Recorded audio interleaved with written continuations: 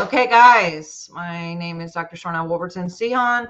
Super happy and very excited for this very amazing episode here with the whole thing about Stranger Things coming out finally after it's been like forever waiting for this new season 4. There's a lot of talk about Stranger Things in general. And this past, oh God, how long? A month ago, 2 months ago, someone had given me Penny's name and had said that she was the real 11 and told me that I should talk to her. So I just reached out on Twitter and I was actually really surprised that she responded back. And we got on the phone and I think we were on the phone like 5 hours or something straight, just Right. completely going back and forth on different things. It was pretty, anyway, I just fell in love with her and also just appreciate her extreme attention to detail when she does do these investigations. She's very, very detailed.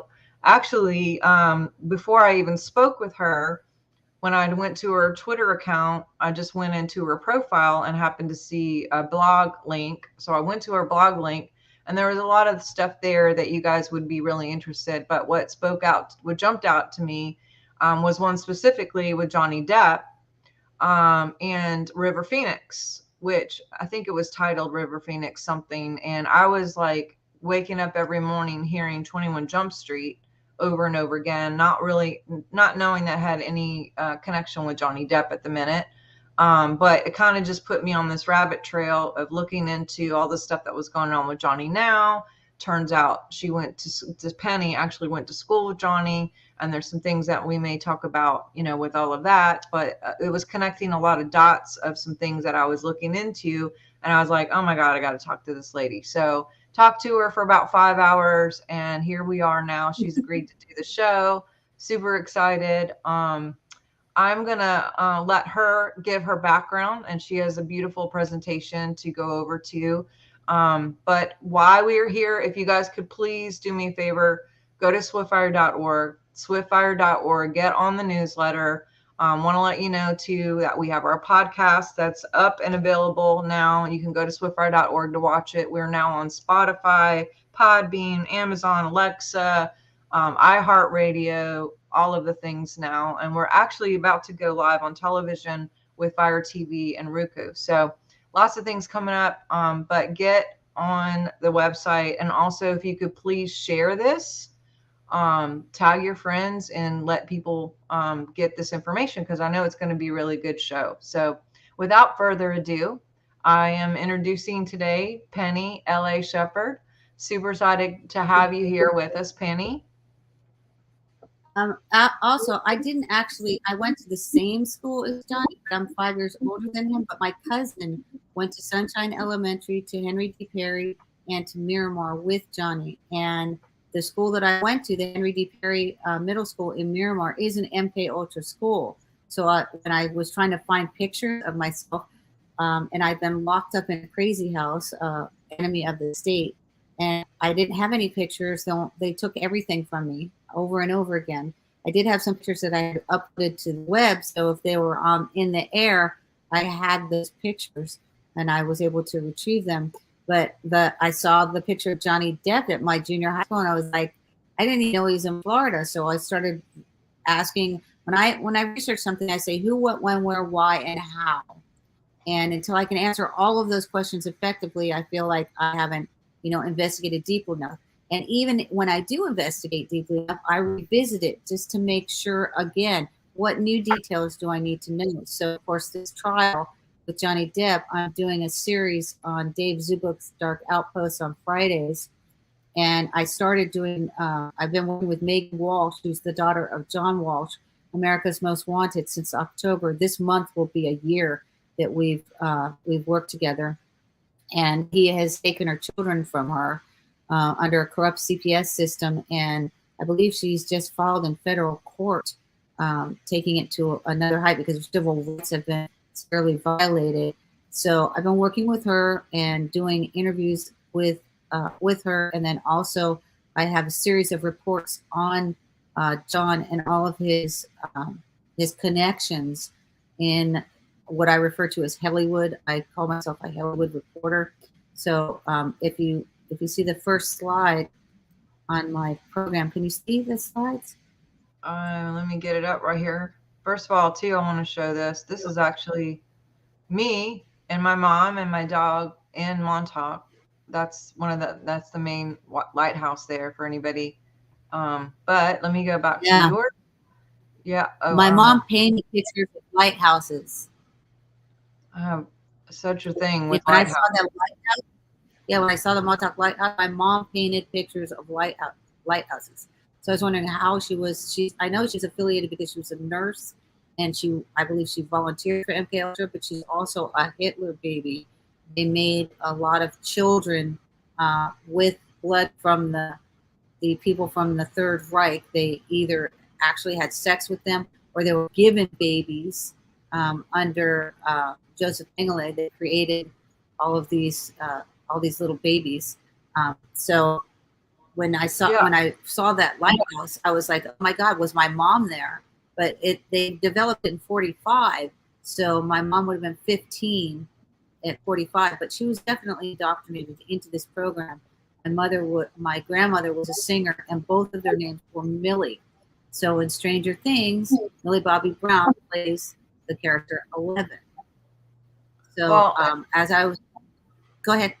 I just thought it was interesting because I hadn't got this picture out for a while, and I know we talked about Mengele, which I don't even like saying his name, but if I wish I could make this bigger, but Yeah. right in my hand, I'm holding, this is a daisy right here. Uh, Right there, holding a daisy. But which I had spoken to you, but I don't know if I publicly had talked about what he would do with the flowers. He would pull the yes, petals off. I love you. He loves me not, and if it landed on he loves me not, there was torture and or killing. One of my first tattoos is a daisy on my right hip with the petals landing on he loves me not, which I was mortified. I actually wrote a poem at 7 called Daisy Chains and said, imagine you living in shackles too, and I know you don't feel the pain, you don't even know my name, living in daisy chains. And I had explained that to you, and then you had given me encouragement because you were like, you know what, that's just a part of your journey, and this is like we leave traces of like breadcrumbs to figure things out Yes. later. You had mentioned how you scrapped out your yearbook picture, which I know you're going to get into all this. I don't, but I'm just saying, when I got this picture out, I literally looked, and there I was holding the daisy of all things. I mean, I was just like, wow. But Yeah, you are definitely, I would say because of your prolific uh, intelligence and all of the things that you've done, that you're definitely a super soldier. Um, and many people don't even know that they are. Super soldiers don't have to be people that climb mountains. They have a psychic super soldier program, which that's what we are. We're psychic super soldiers. So we're not like, unusual endurance or things like that. Although I do know when I was like about 12, I lifted a pool table with my back. So in retrospect, I'm thinking, and it wasn't like a little pool table. Uh, so we do have a semblance of some genetic hybridization within us, and that could be done in utero, or it could also be done as you're growing, which Max Spears had said. Max Spears said that he was experimented on in utero, and then also throughout his life, they were genetically enhancing him, and his intelligence was off the chart, as is yours. yeah, So I want to. I just know that I do have memories of what happened in utero, and I do know that they were constantly taking me for testing, putting me in these booths constantly. I was always at the doctor doing something, blood work, nosebleeds. They said that there was a hearing situation, and they would have me in these booths with headphones, and then also the thing with the electrical stuff. But yeah, I don't have, I don't, I don't call myself a super soldier or anything like that. I don't really, and I have memories of weird things for sure. Talking about Stranger Things, Right. I have memories of Stranger Things. You would be a psychic super soldier. That's their primary focus. Is they want enhancement of strength, supernatural strength, and longevity for the super soldier program. But you would be utilized. You're not military. I wasn't military. What your father though was, right? My dad was military and worked on the actual radar and many radars across. He was in Iceland, Japan. They actually Westinghouse tried to recruit him. We went when I was like 10 or 11 to England, and we stayed at the VP of Westinghouse house for a week or two because they probably thought he knew some things and were wanting to get information and or hire him because Tesla is the technology that's used in Montauk, and Westinghouse they had this big rivalry. And he's probably trying to get information. He worked with Westinghouse. Then Westinghouse wanted to make money, and he didn't. He wanted to give free energy, and so Westinghouse ousted him, and that's where you have General Electric, which was actually Edison. Yeah.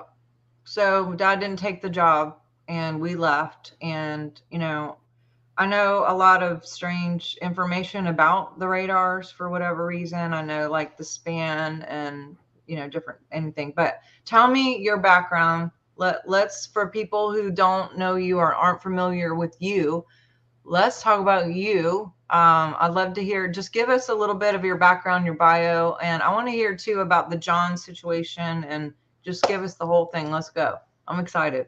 Okay, so I found out who I was. I was basically kept under MK Ultra for 58 years.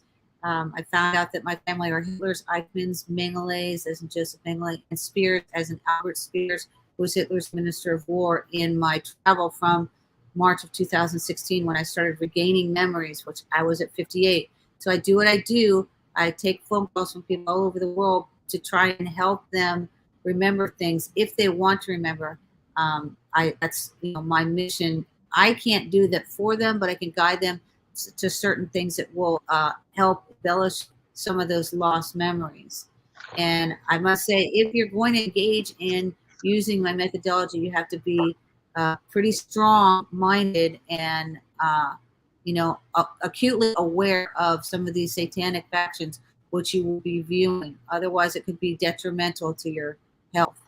So I found out that I was married to a person named Steve Zenos. That's where the X comes from, because I am 11. I was married to Steve Zenos, and they used to call him Dr. X. He was a doctor of psychology. He actually practiced. He didn't have his doctorate, so he was a counselor, but his parents were both PhDs, MFCCs, which is married family counselor, crisis counselors. So that's where the name came from, 11 Agent X11. Okay, so I have this video that someone did for me, and it's just a what if kind of video. Stranger Things based on a true story. Oh, is it? Here with us. Here is the dance move generator. You're going to take turns hitting this button, which will randomly select a never-before-seen dance move. Whoever's turn it is has to make up a dance for that move. The best dancer wins. Finn, generator, here we go. Here's going to be a performance piece. It's gonna be like birds. Yeah, birds. Toast and waffles. Toast. Oh, there's a toasty waffle. Toast and waffles. Toast and waffles. Toast and waffles. You want to do toast and waffles? I'm just thinking lately. Okay, good. All right. So this is big toast and waffles. Ruth, can you get a beat? Party. Watch. How there exists in reality. Holy Mother.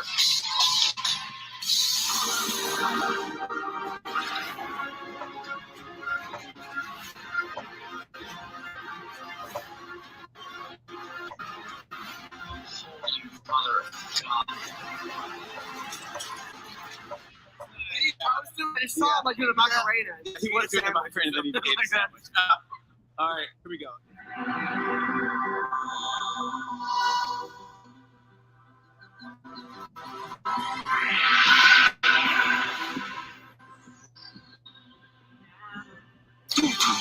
Nobody wants to show you. Mike, stop. So if you're lost and on your own, Mike. you can never surrender.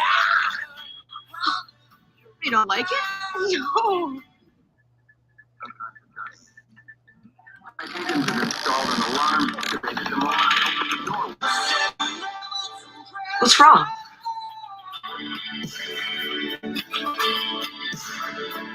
Oh my God, that was priceless. Did you see his face? So basically, it just says on the 11, L.A Shepard, Millie Bobby Brown plays 11. My mom's name was Millie, and she, looked a lot like me. Brown is German for Braun. Eva Braun married Hitler. My mom, I've come to find out, was not only a black Illuminati witch. She read from the Book of the Dead, and she tortured me, and she was gay. So she married my father as a cover story. And, I'm still researching my own genesis as to how I came to be. I believe that I was created in a laboratory and either implanted in my mother or implanted in Irene Mengele, who Irene Schoenbein married Joseph Mengele. My name is Penny L.A Shepard. I was born August 11th, 1958 in Hollywood, Florida, into MK Ultra's Project Genesis, Subproject Eve, into Joseph Mengele's family, and into the Military Industrial Entertainment Complex. If you don't know what that is, it's essentially the military industrial complex works hand in hand with the military industrial entertainment complex, and they are, in my estimation, they are one and the same. So it's just you just insert entertainment in there because the entertainment industry is integral to their operations. I was used by my evil deep state family for covert operations as a psychic soldier, for espionage, ciphering, transmission of messages, sexpionage, assassinations, and other covert activities presently unavailed to me. Oh, there's an extra S in there. I was genetically enhanced in utero, and I was forced to utilize certain psychic abilities under MK Ultra. I was used as a covert asset, aka agent. They call assets agents. My agent names were 11 and X, hence I go by Agent X11. I was erased after all missions, much like Jason Bourne in the Bourne Identity, only I never volunteered. Here's some pictures of me throughout my career. This is a band that I was in under my agent, John, who I came to find out was my actual brother. And this is me as Mrs. Mission Valley, Mrs. USA Rose. That was my wedding picture, which Madonna captured when I started writing about Agent X. She came out with I'm Madam X, and she used the same hat and a wedding dress. I was sex trafficked and used in the military industrial entertainment complex, which I worked in within for almost half a century as a singer, model, actress, and writer. Additionally, I worked as an executive assistant in major corporations. I was also a technologist who worked in the legal arena and also at one time ran my own legal business. I have a Bachelor of Science in Business and Technology and a Master's in Education, a minor in Psychology. I tell people I actually should be a PhD. Just give me an honorary one. My first handler was a man named Durrell, who I found out in 2017 is the son of Albert Speer, Hitler's Minister of War. So when you're looking at the character, Dr. Brenner, he's actually an amalgamation of many different characters. One would be John Brennan, and John Brennan's name is John Owen Brennan, and he's head of the CIA. But John Brennan also, there's two characters. One is a Dr. Owens, who I believe is a composite of my husband, Steve Zenos, and also of John Owen Brennan. So they put him in several characters. Durrell is Albert Speer's son. Albert was Hitler's architect. Speer was born in 1905 in Mannheim, Germany. Durrell went to Mankato High School in Minnesota, and he was born in Mankato, which I believe was one of the places where paperclip scientists came all over the world. And I think they also came in through our POW internment camps. And it was like a reverse Hogan's Heroes, where in Hogan's Heroes, he's a captured POW of the German people. I believe that we had the German people, and then we infiltrated them into our society, killing some Americans and giving them papers and changing their names. And that was one way of the infiltration. This is me in my band, which I call this Russian guitar player, Mark.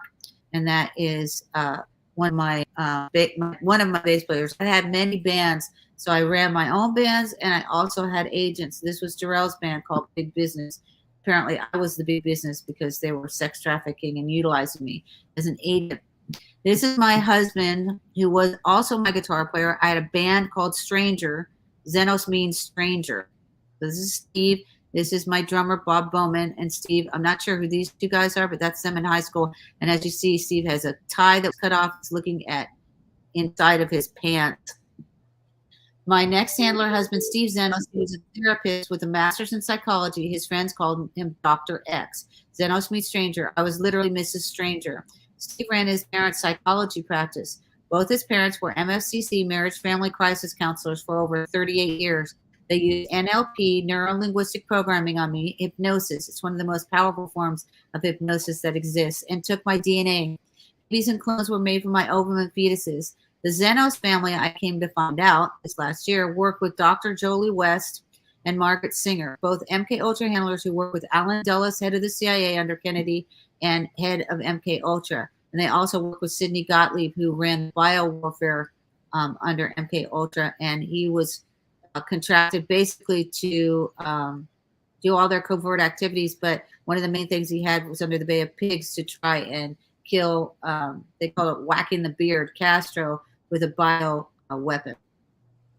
The XFiles, I'm also in the XFiles. So they're making movies and television series about all of us. I just found out the ones that pertain to me. So I just want to make that clear. There's nothing, intrinsically special about why they've chosen to amalgamate some of my characters into their characters. Because I asked, why does Gillian Anderson look like me? And I asked my husband, my last husband, Sam Van Hooser, why does David Duchovny look like you? Because they were like, they could have been like clones of one another. The X-Files started on a wiki case of xenotransplantation. So there we've got the xeno name again. Xenotransplantation is the transference of genetic materials from one species to another.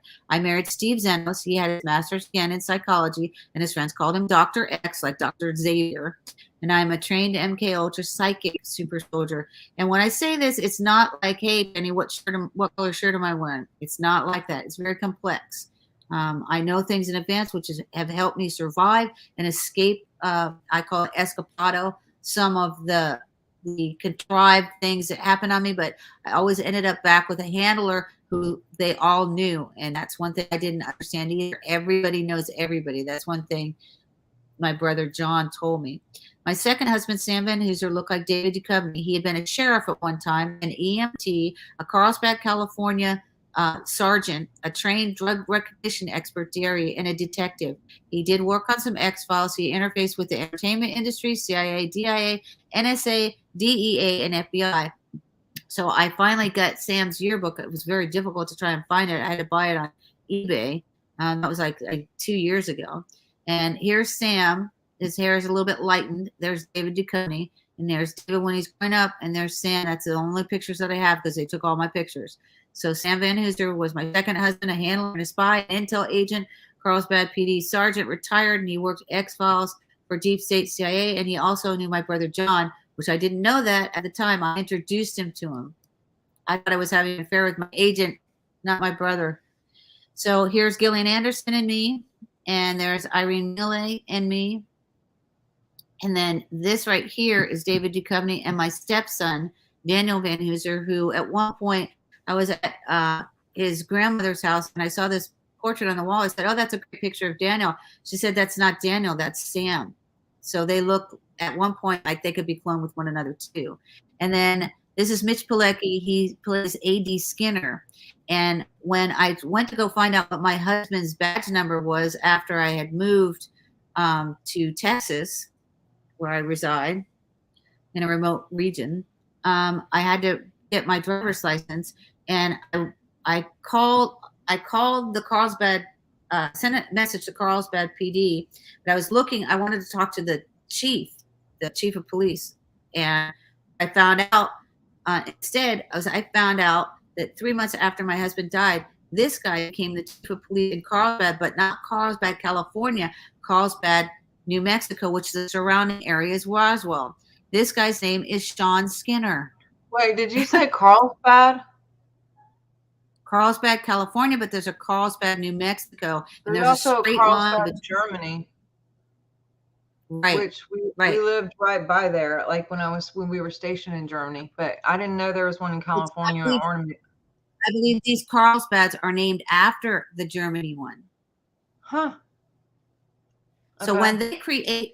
when they go to create a city, they name it after maybe a very wealthy founder, a person that owned the paper mill, a famous doctor, right? Or they name it after Germanic factions. You will see these Germanic names all across the United States, like, you know, New Berlin in Wisconsin. I was like, I don't want to go to New Berlin. I didn't like Old Berlin, but that's a Germanic faction. That's where they settled. So when they were coming out of some of these POW camps, which I believe that they were actually hiding their identities. It wasn't just through the paperclip as you know, 5,000 scientists or whatever. It was anyone that was that believed in the Third Reich and then the progenitors of the Fourth Reich, which currently exists today.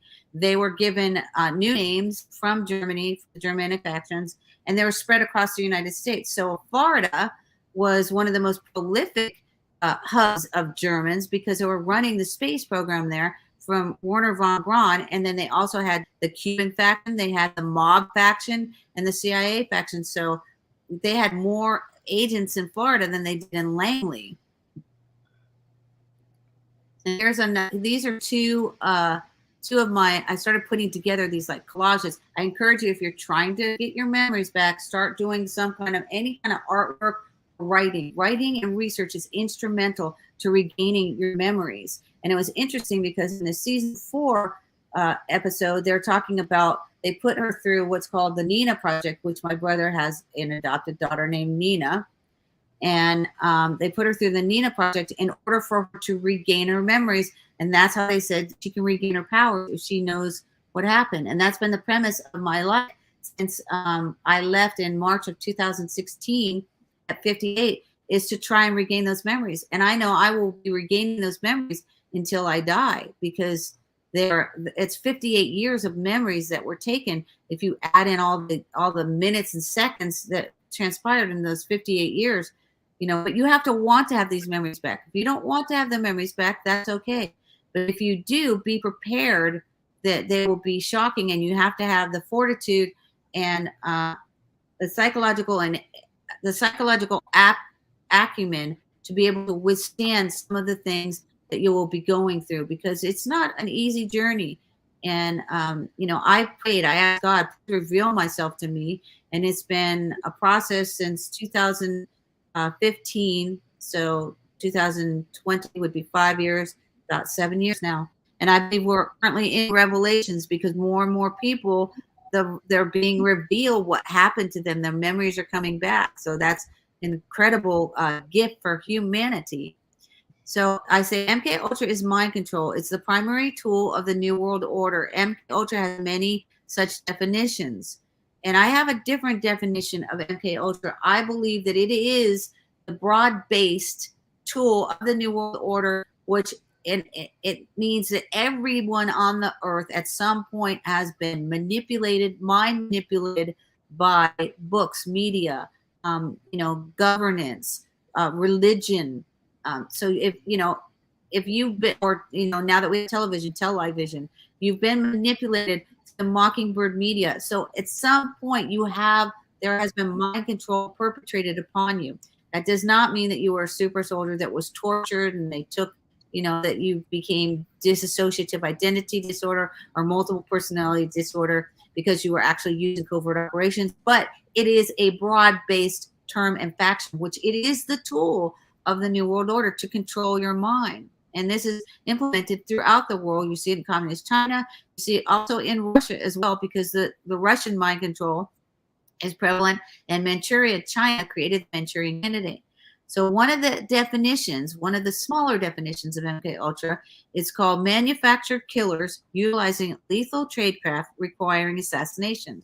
So if they get a child young enough and they torture it, it creates what they would say alters, or, you know, disparate spaces within your psyche in which you will just be under MK Ultra, under mind control, and then they will say, hey, shoot that person. You'll shoot that person, go back into the other space of your like who you are, and you won't retain information on that. But I liken it to being a computer. You can take a computer and segregate it with 2 operating systems. So you can run Windows on one, and you can run, MS-DOS, and then you can also run a Mac operating system if you partition it. But, one side does not know what the other is. But we are human computers, and I believe there's a way to access all those memories. So like you were saying, you didn't know how you knew so much about radar. Even though you're a child, you're a computer, you're absorbing all this. Even if you're an MK Ultra or you're in a coma, you're still receiving that information and you're cataloging it in your mind. So, why are some of these generals afraid of the MK Ultras? Because they're going to have some of these memories of missions that they were sent on and parameters of secret, top secret, ultra secret operations, which are inside of you. James Cosmo wrote a PDF called Agent Buried Alive, in which he speaks to this. And it's a free PDF. You can Google it. James's last name is Casbolt. I believe James is currently working for the Vatican. I think he's still in a UK prison, but I'm not sure. He has a hit list of about 40 people on there because he is beholden to the Vatican. And yeah, I have a whole, I think personally, there's a movie coming out next month that I think has to do with James and Max, but that's a whole nother topic, but keep going. So Roswell was about Max. What's up? Roswell was about Max, the series Roswell. Sarah really? and Max said that there was, yes, so you might want to watch that. And they're, like I say, they've done many television series. So I also help people to determine what characters that they've made about them. I had a person who I found out was an agent for Rail who had told me at one time, I was writing, I worked for the DOG for Todd Oliver. He's a dog ventriloquist, so I was making it so that he works for the dog, the DOG, and the dog can talk independently. And I was going to write about his cat, Lola, my friend's cat, Lola. And he got just vehement and said, don't write about my cat. They made movies and television series about me, and I'm followed wherever I go. Now, if you had the mind to think, well, that's a little odd, maybe this person is paranoid, but he was actually telling the truth. And he was telling it about himself, but he was telling it about all of us. As I'm saying to you, I've just found some characters that are actually me. And, if you suspect that there's somebody that, is modeled after you, or it's like the actress has your same name, I can, help you discern from that. And then you'll be able to look at these things a little bit differently and ascertain information. And again, you literally have to have a head on your shoulders, because when you're watching some of these things, these are satanic propositions. How are they getting the information? Is it possible that they're getting the information from demons who know this information? That's a premise that I have at this particular juncture, because I kept asking, how do they know so much about me? So here's my face over the character 11. This dress, I had this same exact dress when I was like 3 or 4. There was a family picture, which I don't have, but I had short sleeves, little cap sleeve, but that is the exact dress. And the details like that, where you're like, how are they doing this? Right? So my name, again, I say, is Penny L.A. Shepard. I'm the real 11. I was born August 11th, 1958. I was raised in Ives Estates. Okay, that's significant, in Miami, Florida, which that Ives Estates, I believe, was a paperclip project. Millie Bobby Brown plays 11, a.k.a. Jane Ives, as in Jane Doe, an unknown from Ives. Now, they can explain it away and say, well, we had a friend who was working on this. His last name was Ives. However, if they perhaps don't even know where they're getting this information, that would explain it. Because when I started writing a television series also called Bradford and Valentine, I found out that my characters were all real, and I thought I was making them up. So, they're based on real things, like it's based on real project in Montauk, but that wasn't the only project. There were hundreds and thousands of these projects across the world. How do people remember being in chairs when they never lived in New York and they weren't at Montauk? Were they actually interfacing with remote viewing program all over the world? So Montauk and Germany and, DC And I believed when I first started this that I was housed at Montauk, although I did live in New York.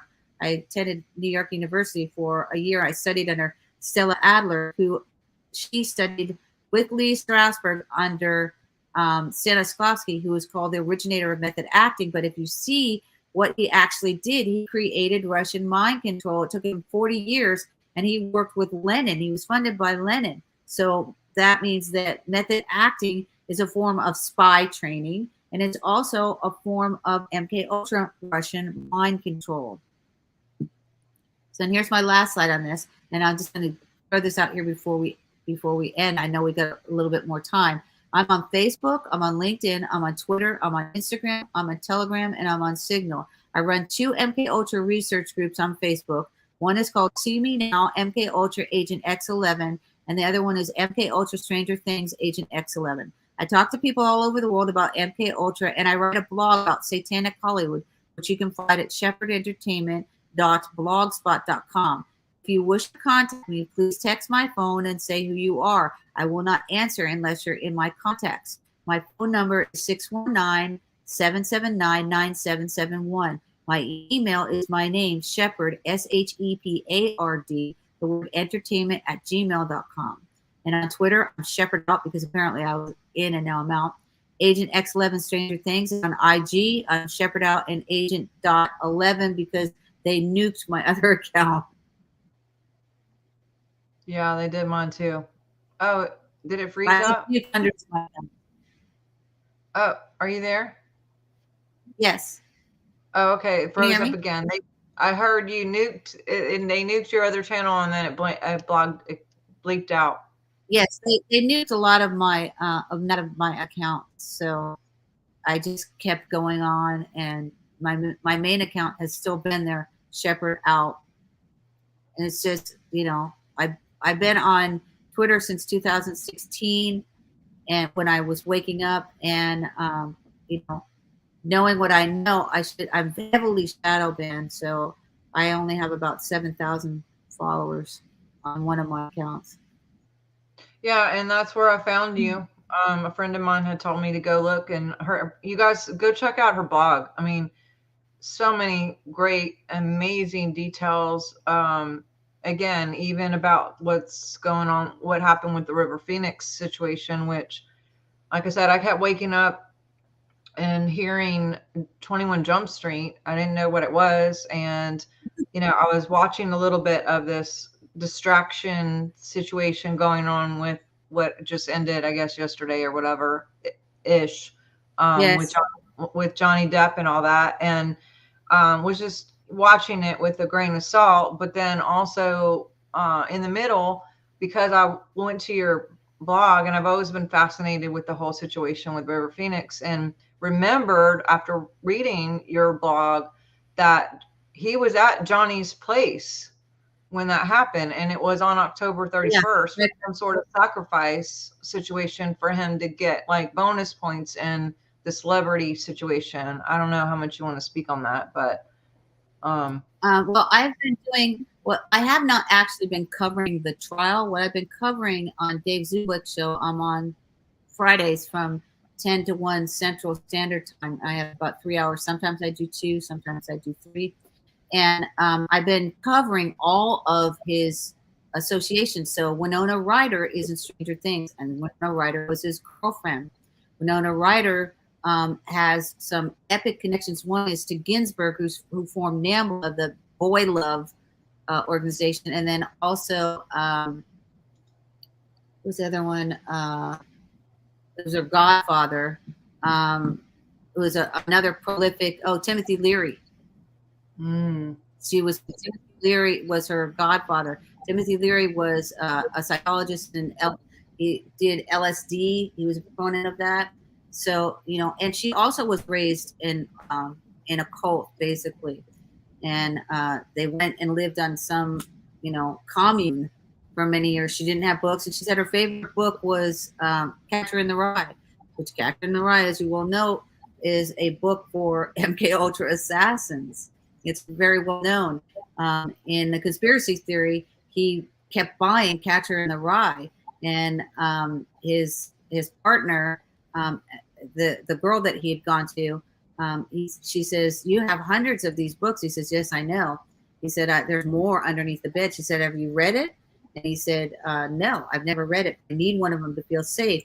So it's a code word, which they're literally, people don't realize you're being MK Ultra through the television in satanic movies, which have and trust me, Stranger Things very satanic. Okay, watch it with the captions on, and it's a form of neuro-linguistic programming. But the music frequencies are intended to hypnotize, to bring you under. And then they have a lot of code words in there, strings of code words. So how they would activate, for instance, in the shooting that we're talking about, Uvalde, I'm going to try to research more of it. But how they would activate somebody is they would be watching a movie and it would say a code name, which would literally trigger them.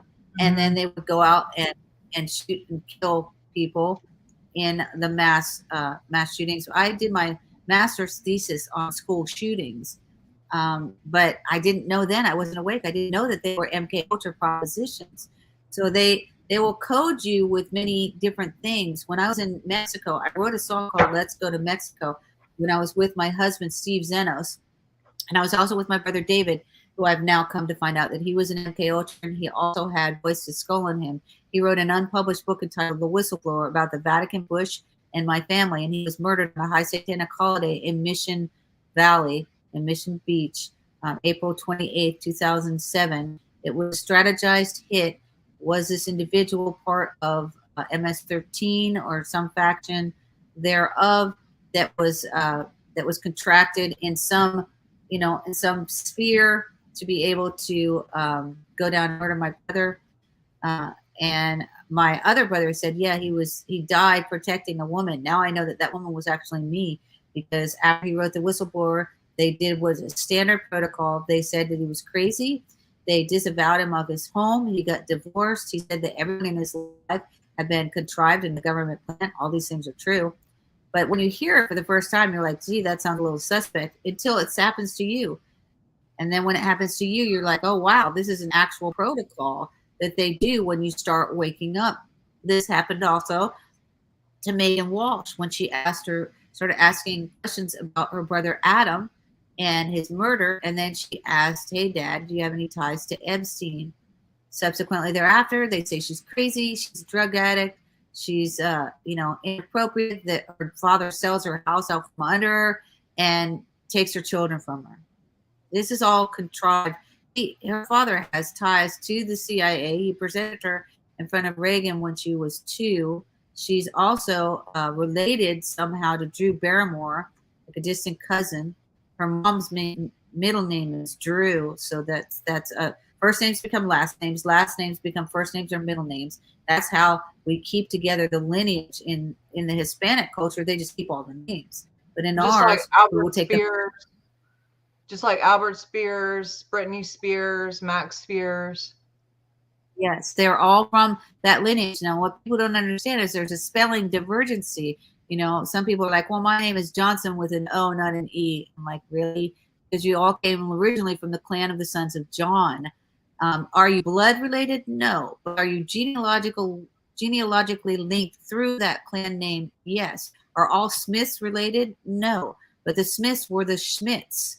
So they moved around from different regions. When they came to America, we angelicized it, and we then called the Schmitz the Smiths. And then we changed a little bit of spelling via whatever region that you moved in. Like the Goldbergs would be the gold, people that had something to do with gold that lived near the mountains or in regions. So you're named after geographic regions, or you're named occupationally.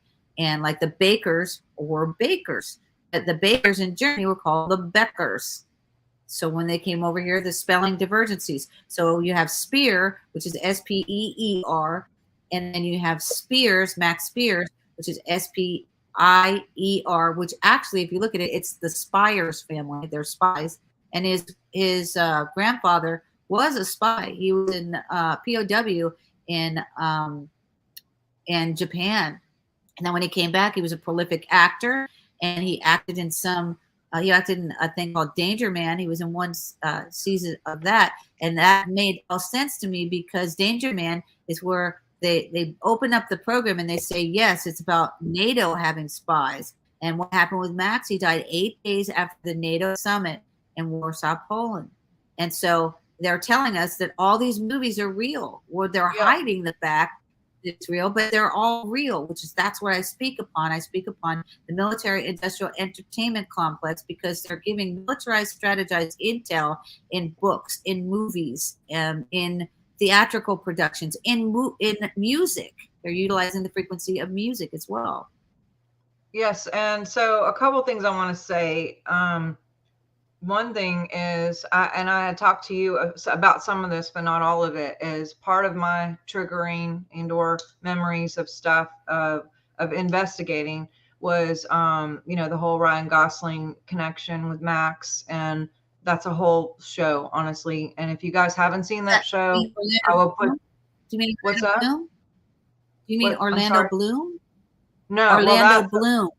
That's another story, but that is another story. But I'm talking about Ryan Gosling, which I talked about in another show, which I'll do the link because it takes too long. But I'll say this: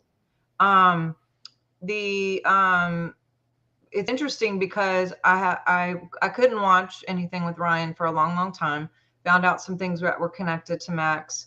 Found out there was a band that he created with another guy from Red Hot Chili Peppers. He's not in the band, but they helped start it, and so did Disney. But started in 2009, which when that's Max. Well, actually started 2008, which is when Max started having his memories back. But the name of the band is Dead Man's Bones. The name of their first album is Dead Man's Bones. Coming from a ministry background, first thing I think of is Ezekiel 37, which talks about the valley of dry bones and how they were supposed to prophesy to these dead bones to come back to life. And when they did, everything came back to these bones came back to be people after dead. And then they were a vast army, which I know they're building an AI clone army to go against ETs eventually. And, they've just overdid it with some of the glyphosate oxide and some of these things that they just screwed up on. But all that being said, Max's trigger word was sunshine. And I finally was able to feel led. You were mentioning trigger words. I would always hum, "You are my sunshine, my only sunshine. You make me happy when stars are gray. You never know, dear, how much I love you. Please don't take my sunshine away." And I would grieve over that song. But when I got up and watched, I finally could be okay and not shaken to watch something with Ryan Gosling, and I picked Lars and the Real Girl is the name of the movie, and it's about him carrying around this mannequin. And the reason why I picked it is because of the whole mannequin project. And in the process of that was looking up all the cloning stuff and looking into that more. And in the actual movie, his name is Lars something, but they kept referring to him as Mr. Sunshine. And I was like, I just stopped dead. Cancel. I just stopped in my tracks because I was like, just told you also that Johnny Depp went to Sunshine Elementary. No way. With my cousin. Yes, he went to Sunshine Elementary. Wait. Henry D. Perry. So after that, after like integrating some more and just whatever, someone had sent me a picture, which I'll show you this picture. It was really small on Facebook, and when I saw it, I just glanced at it and I immediately thought that this was the movie that Max was supposed to be in that he never finished or even started. I know he was given the script. So I was talking about it and I thought, oh my gosh, I didn't know they took pictures for this. I didn't know. I literally thought this was him. It's called The Gray Man. It's about a CIA top assassin that worked with another group, and specifically a partner, which I think is James Casbolt. And they basically, Max or Ryan left because of all these dark things that were going on there, and he started whistleblowing. And then they were all trying to kill him. All the agencies were trying to kill him because he was outing all this stuff. Well, when I saw this, I literally thought this was the movie, because there was a movie that was supposed to happen that didn't happen. And then when I looked closer, I realized this is the actual movie that's coming out with Ryan, right? So, and also it's July 2022, 2 hours and 2 minutes, which Max's whole thing was about the twos, always about the twos. He was born on the 22nd. And then turns out I looked to see that the day that this is going to be coming out is July 16th, 2022, which is maybe even the day he died, because they don't really know what day. On the certificate it says it's the 16th, but they turned the ambulance and the coroner away 2 or 3 times, and the police, as people tried to come to his rescue. So we don't know when he actually died, but this movie, I mean, come on. The weird thing is that I was told at one point, I talked to God a lot, and I was told that I was supposed to be the next Max Spears. And that confused me. At the time, I didn't even know who it was.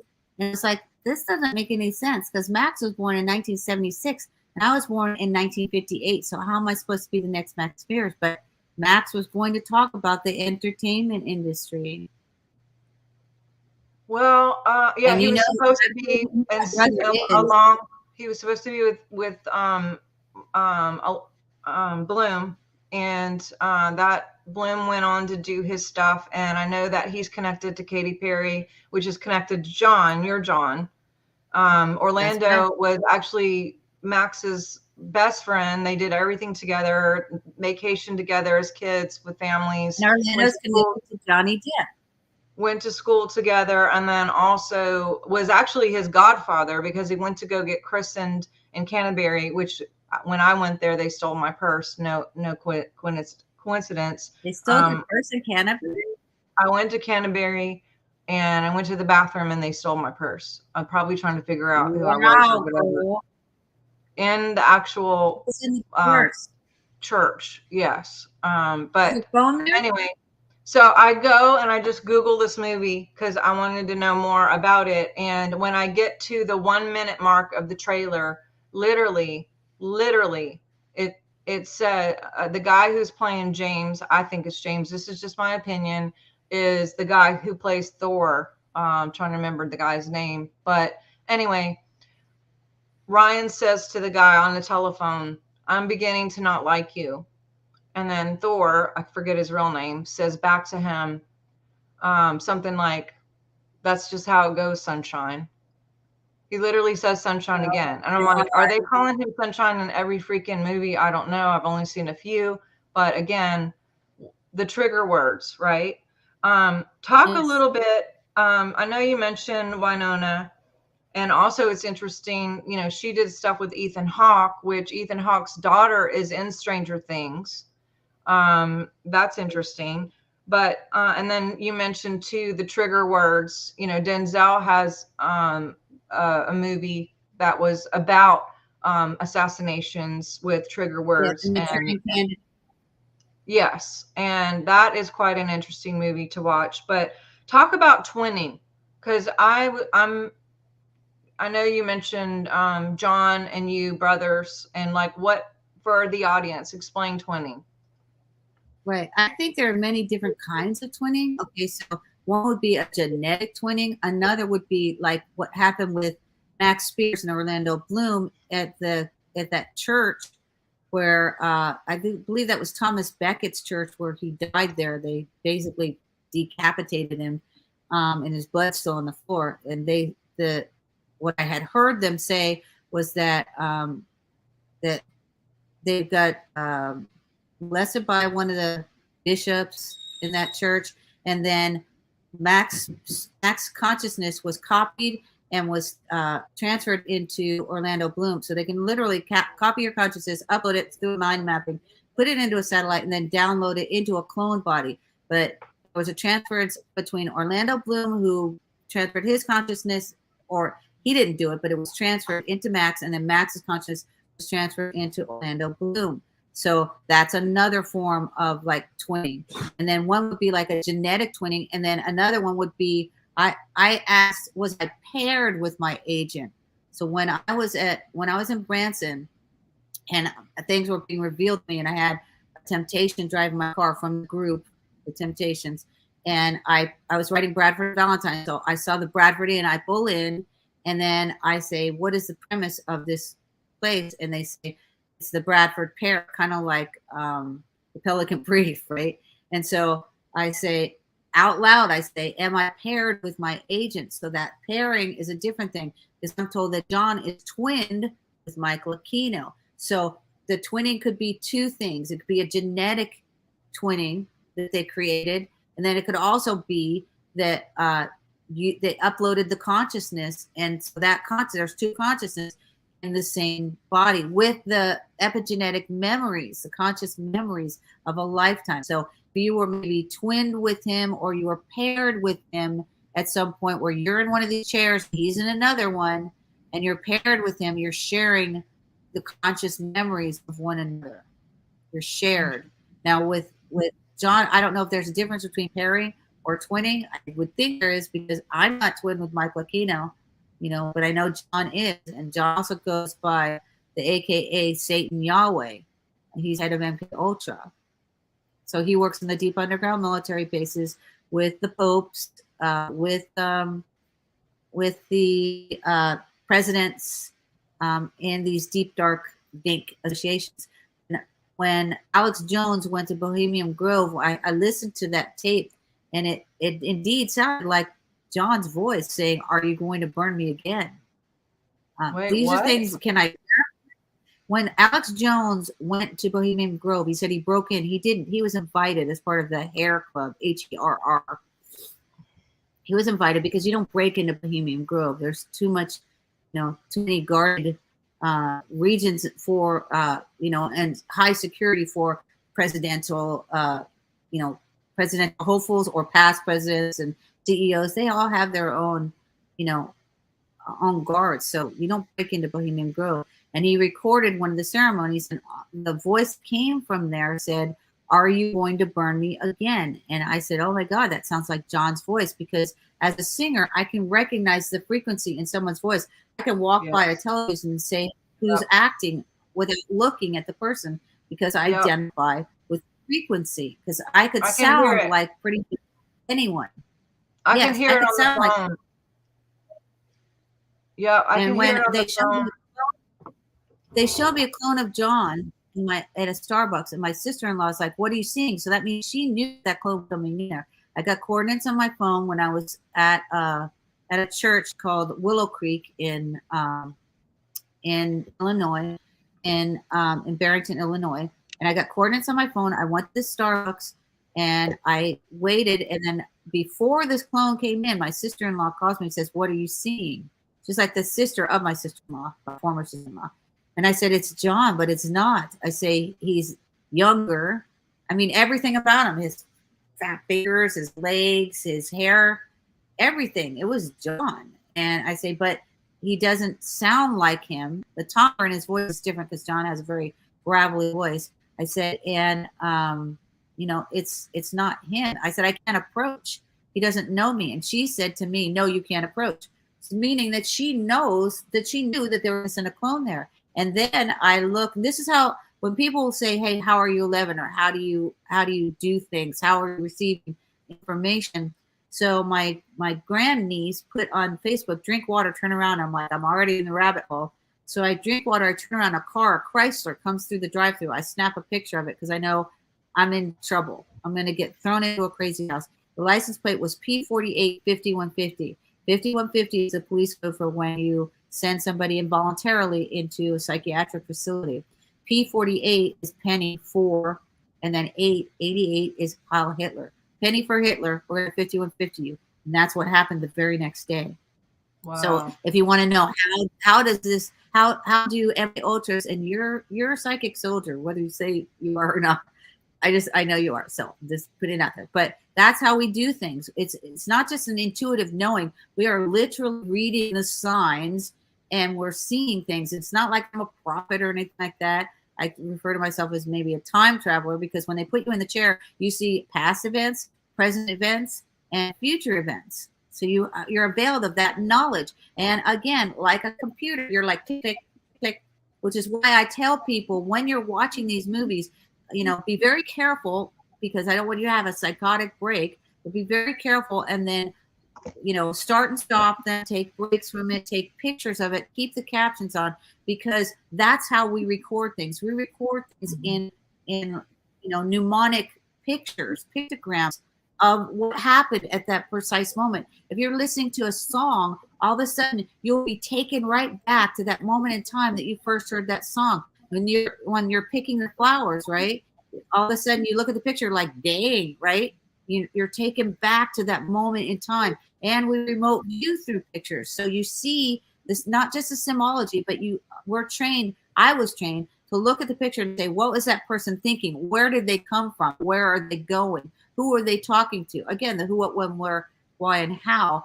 And then that's how you do remote viewing. Mine is more, it's not like a where you sit down and there's a whole prescribed manner in which you have to do this, your parameters. Mine's more of the intuitive, but then also through, the who, what, when, where, why, and how thing. And that's how I would be able to see who that person was, what they were thinking at the time the picture was taken, where they're going. You see all the features about that individual in one encapsulated picture. Same thing with your memories. Yeah, when they tested me for scalar waves, I'm actually the same number scalar waves as what they were doing in Montauk. Like something entrained into my field that's still there, which, and also, I have memories of being in the chair and seeing things from a distance. And yet, even as an adult, I would go to sleep and I would be in the chair outside the moon, looking at the earth, seeing something going on in Israel, come back, wake up, whatever, come back, be able to tell people what's about to happen in Israel. And they actually we were at a conference. They said it all over the whole conference, and it happened. And then I ended up meeting someone who was the wife of two main people that were going to be instrumental in this thing that happened in Israel. And I told that person, this is going to happen. And it happened. And this has happened so many times, but it's always me in a chair somewhere seeing something on the earth that's about to happen. And so it's like, but I'm an adult in the chair. I'm not a kid in the chair. I have memories of being a kid in the chair. I have memories of some terrible stuff that happened.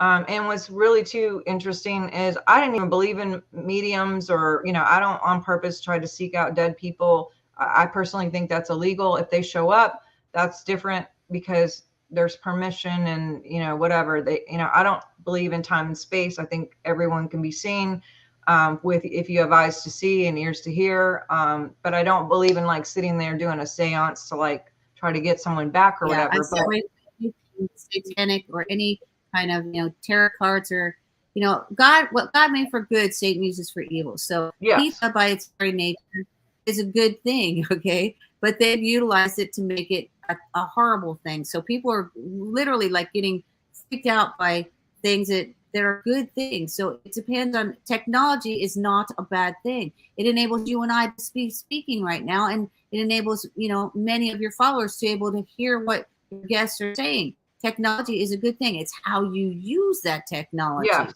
If you use it for various purposes and you implant it in someone's head so they have voice to skull, and then you're giving them commands to tell them to go kill a bunch of kids, that would be a bad use of technology.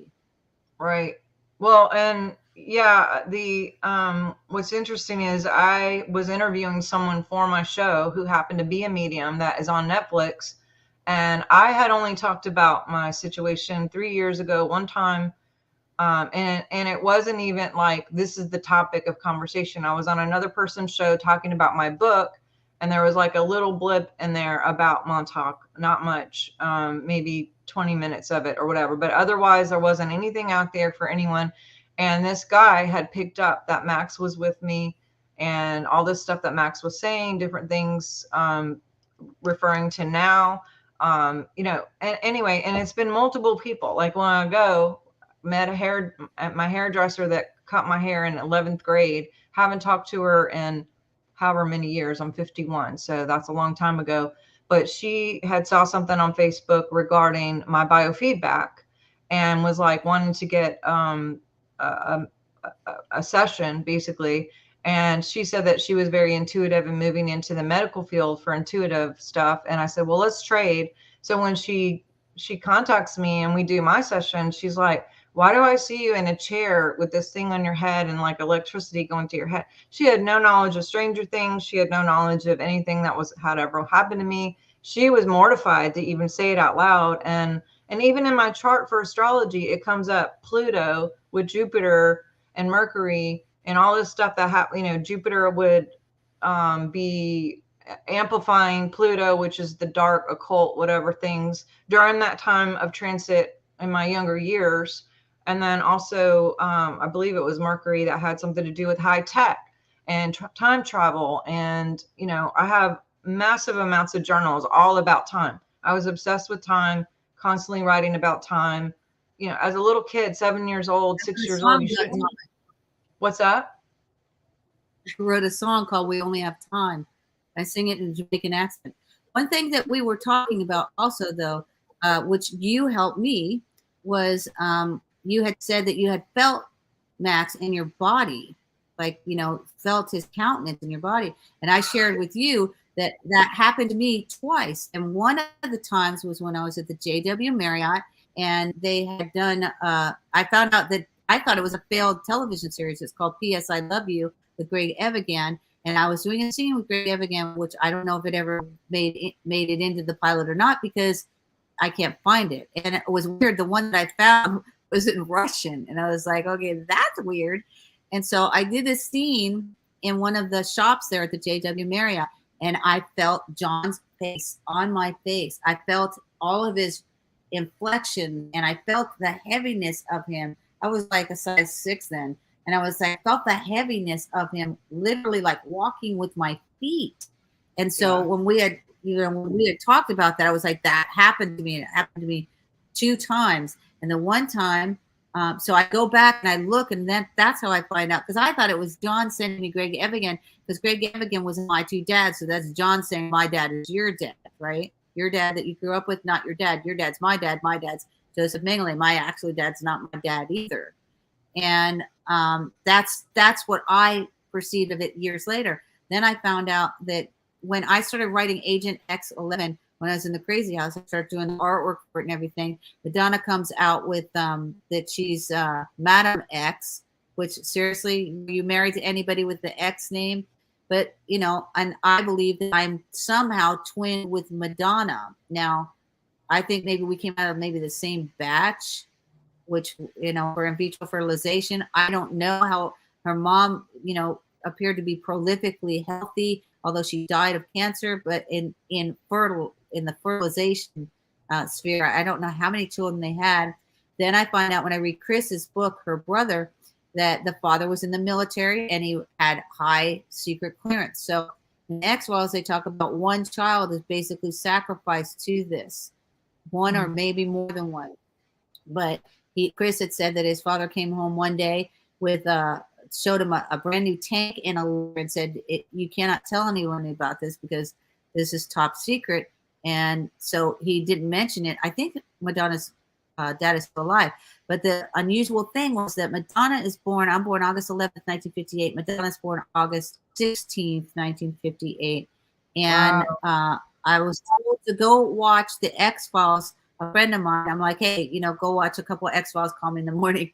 And so a couple months later, she says, Penny, you have to watch the Niecy episode. It's season 3, I think, episode 9 and 10. It's the alien autopsy thing. And it's about, they used the Ishii Maru. So they used that name. Well, Yorito Ishii was a surgeon general in Japan, and he ran MK Ultra experiments. We also, at the end of the, he was going to drop, they were going to drop biological warfare, bubonic plague on San Diego in an operation called Cherry Blossom at Night. It was August 15th, 1945, but they canceled it in September. They signed the treatise, and I think Prince Philip was there at the treatise signing. And then Ishii just kind of goes away. He killed over, 50,000 people in MK Ultra experiments, just like Joseph Mengele. We don't hear anything about Ishii. What happens to Ishii? Well, in 1947, the United States brings him over to Fort Detrick, where he's doing experiments. I believe he's cloning with Joseph Mengele, and they're running operations to create the perfect uber super soldier. And then they're also creating synthetic clones. They're working on their technique because Hitler offered everyone everlasting life through the uber super soldier. So if you take the premise from, from the island, from some of the cloning movies that we're seeing, from the Sixth Day with Arnold Schwarzenegger, in which they have the clones there, and then they upload the consciousness of the individual. He has what's called the SIM card. They upload the consciousness of the individual, and then if the individual gets killed, they take the SIM card, the most updated one, which is on the computer, and then they put that into a cloned synthetic or humanoid body. And then that person has all of the memories. That's what we're talking about with when they did the transfer of consciousness, but with two live people, two actual biological entities, Max Spears and Orlando Bloom. Mm-hmm. So they're transferring the consciousness of one. The one has the memories of the other. Interestingly enough, what does Orlando Bloom do? He's with Johnny Depp in Pirates of the Caribbean. And one of Johnny Depp's friends is Marlon Brando. Marlon Brando did Mutiny on the Bounty, and Max's grandfather was in Mutiny on the Bounty. And so his mom told me, I said, hey, do you have anything to say? Because I'm doing this thing where I talk about everything. I don't just talk about one thing on these shows. I don't just talk about the entertainment complex. I also talk about, some of the political people who are in the military industrial complex. But realistically, they're all in entertainment because they're all actors and liars. Okay, it doesn't matter what they're in, if they're pastors or they're presidents or they're police officers. That's what they do. They're literally entertaining you with their lies. And then the entertainment industry is actually creating movies based upon all of us. So this is one of the things that I talk about. If you go to my blog, you will see I'm not just writing about myself. I'm writing about all of the satanic Hollywood entities that are merged with one another. And so when you go back to Max Spears and you find out that his grandfather was a prolific actor and he acted in Danger Man, which became Secret Agent Man, which Johnny Rivers wrote Secret Agent Man for that show. And it's originally to be produced by Ian Fleming, who wrote 007, but someone else produced it. So you're literally talking about when they say, hey, NATO has its own, the CIA and the MI6, KGB, NATO has its own agents. Well, you think, well, that's not true, but in fact, it was. And so why does Max get killed 8 days after the NATO summit in Warsaw? It took me 4 years to get to that. I was like, oh my God, now I get it, right? So when you're researching, your research will avail you to some answers. You just have to continue down that road. And I ask God, please reveal myself to me, which is a very potent prayer. And it was revealed to me in such a way that my head didn't explode because I literally should have had a heart attack when I was finding out all this stuff. Yeah, I know. I had to pull back a little bit after my first public talk about it in 16 because it was just a lot. But we're past, we went way over.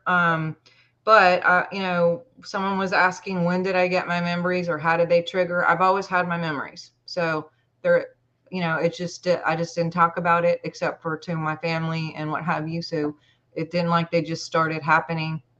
This has always been a memory, but they just didn't fit in any context to make sense of anything, to answer your question. Also, Vanessa has reached out to me now, and we're supposed to be talking in the next few days, and I'm hoping that'll give me a little bit of understanding too. But the last thing I want to say, because literally, I don't know if you can answer this in 5 minutes, but when they don't just infiltrate music and government and Hollywood, but the churches. And can you just say like 2 minutes about Frisbee and Lonnie Frisbee and, how they put, and I think maybe even I was put in a church because I was started out in songwriting and music industry. I wrote for tons of people and recorded. I was on the radio, all of that stuff. I really was headed towards that path, and then took a turn to ministry and had kind of stationed in ministry about 20 some years as a conference speaker all over the world, whatever. And, anyway, but speak into how they're even infiltrating there. Well, basically, I believe that the high mega pastors are all Freemasons, and they're utilizing the Bible to code you, to control you, to acquire your finances, to tell you who to marry, who not to marry, what movies to see, who to vote for. This is the ultimate mind control. And one of my pastors was David Jeremiah. He was at Shadow Mountain, which I believe that is the shadow government. The former person that was the pastor over that is called Scott Memorial, was Timothy LaHaye. Timothy LaHaye wrote with Dallas Jenkins' dad, Jerry Jenkins, the Left Behind series. And these are all Freemason. They're all part of the New World Order Club, and they're utilizing the frequencies of music. When you see Kenneth Copeland doing the thing that's called holy laughter, it's not holy laughter. It is satanic frequency in which they're using the spoken word. And they didn't even touch these people in the audience. Google holy laughter or unholy laughter. You'll see him and Kenneth Hagin, who the name Hagin is is Satan and Gin is a jinn, right? A demonic jinn. So they're utilizing the frequency of the spoken word. They're also using it in the evangelical when they're doing the tele-evangelicism, where they're speaking the spoken word and they're disseminating demons through the spoken word, through the frequency. And then they're also utilizing music and certain tones within the musicality. It all is one another. When you go to these mega churches, you're watching entertainment on the stage where they're playing music and doing skits, and they're literally hypnotizing you with this. And then when you're hypnotized, then they hit you for 10% of your income. And instead of you going out and actually giving your 10% to a homeless person that you feel deserves it, they say, no, let's decide what we're going to do with your money. And then they buy super jets and huge houses, and and they spread this demonic New World Order under the auspices of Jesus. And that's not my Jesus. That's Cash App Jesus. And that Jesus doesn't have anything to do with the Jesus I know and love.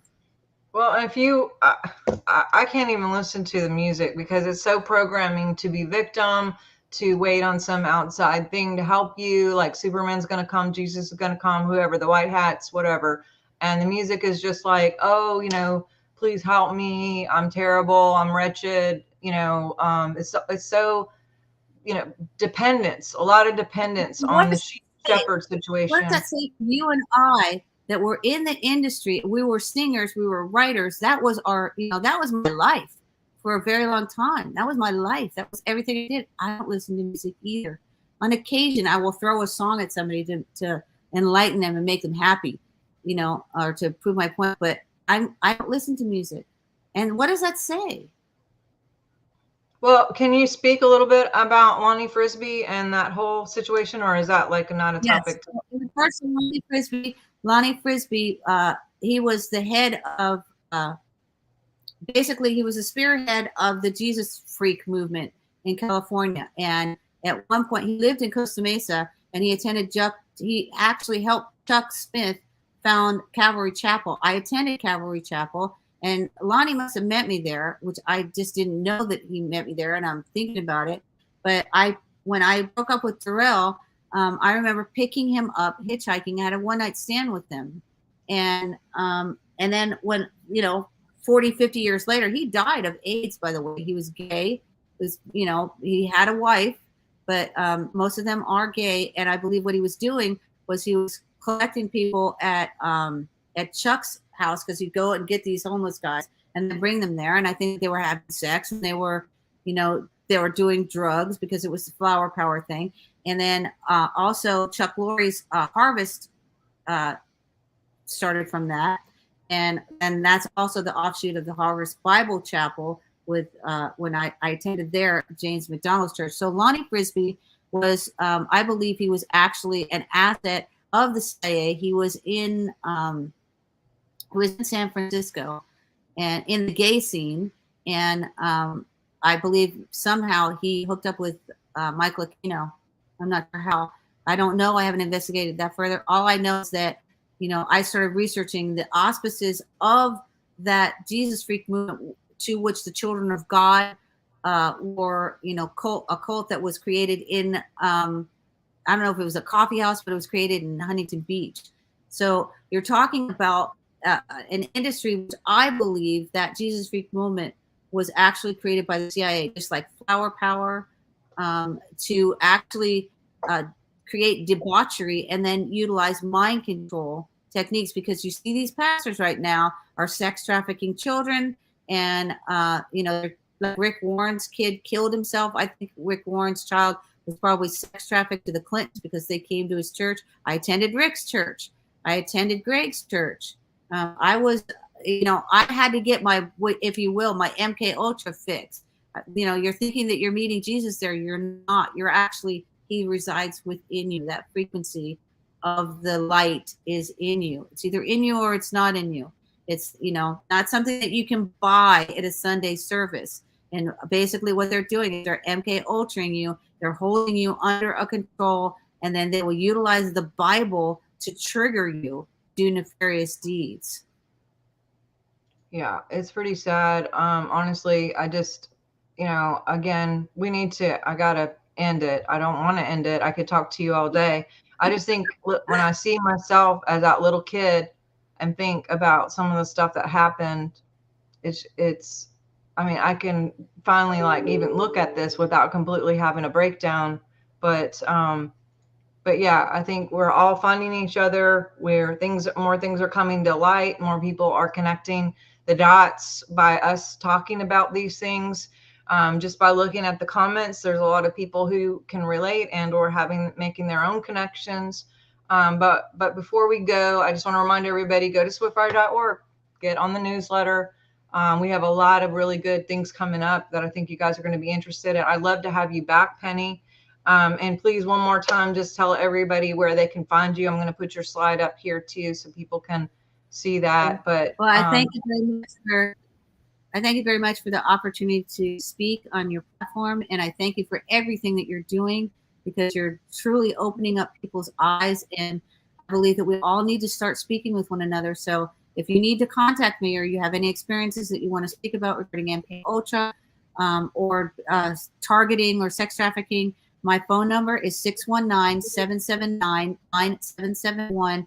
Please text my phone. I won't answer unless you're in my contacts. So text my phone, say who you are, or any information that you want to share with me, or anything that you want me to research, because I do a lot of research. And again, I'm on Dave Zublik's Dark Outpost on Rumble. I'll be on there tomorrow, 10 to 1 Central Standard Time, unless I drop off an hour, which would be 11 to 1. And my Gmail is Shepard, SHEPARD, entertainment@gmail.com. My blog is Shepard, again, SHEPARD, entertainment.blogspot.com. And my Twitter is Shepard Out, and Agent X 11 Stranger Things, and my IG is Shepard Out and Agent X.11. So, I think that we all need to start talking to one another, and I encourage everyone to create a blog. Blogs are very easy to create. If you don't know how to, just Google one. You can create a Wix, WIX blog, and just Google, how do I start a Wix? If you can post on Facebook, you can do your own blog. And this is how we start, the war against the evil perpetration that has occurred on us, by all sharing our information and our research with one another. Yes, and I have actually too, you can go on my website for my books. A lot of the information and the things that they use for bad, I'm using for good. And there's a lot of revelation and understanding in some of these books that will help maybe get you guys some dots connected as well. But thank you. I love you. Thank you. I hope to have you back. And I think I'm going to be on your show as well, and that's going to be fun. Or David's show that you co-host with, which is tomorrow, every Friday. You do it every Friday. And so I'll look forward to that. And thank you guys for watching. I appreciate all your beautiful comments, and just your participation is always fun to see your energy and your love and your encouragement. And you guys have a great week, and we will see you next time. Love you, Penny. Thank you. Love you too. Thank you. All right. Bye-bye.